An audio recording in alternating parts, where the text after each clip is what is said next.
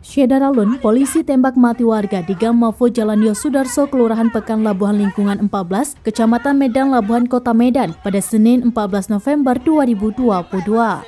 Melansir tribunmedan.com, oknum polisi yang tembak warga hingga tewas bertugas di Polres Pelabuhan Belawan.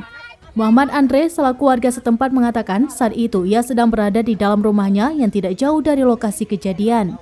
Ia juga mengaku sempat melihat kedatangan 3 orang yang diduga oknum polisi.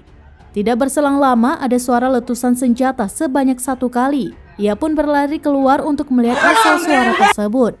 Andre melihat kondisi korban, Iwan Nasib berusia 46 tahun sudah terkapar bersimbah darah di bagian lehernya.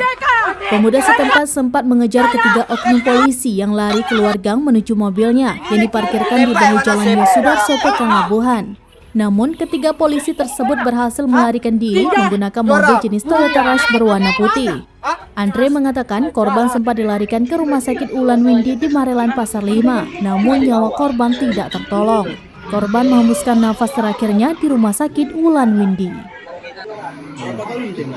Sekali aja bang, sekali tembak aja bang. Bang, habis ditembak itu bang kemana bang polisinya? Lari bang, sempat kujukan bang, sedikit bang, nampak wajah bang sama. Itu polisinya posisinya dia baju seragam atau baju preman? Baju putih bang, kemeja. Baju putih kemeja ya bang ya. Kemeja. Bang, abang sendiri, awalnya bertahu, bisa cerita awalnya dengan ada suara letusan, awalnya tahu kejadian? Dengar bang suara tembakan tadi bang. Dengar suara tembakan langsung lari ke depan. Nggak jauh dari rumah berarti? Nggak jauh bang, sekitar 15 meter lah bang. Dari depan ini ke belakang. Apa yang kena bang? Lehernya bang.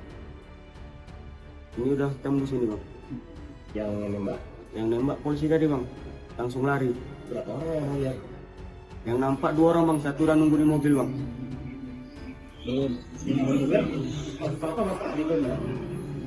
Kasus katanya narkoba bang, tapi udah lama nggak main narkoba lagi bang, udah setahun lewat. Nggak ada barang bukti sama sekali bang, bapak duduk santai di depan rumah itu.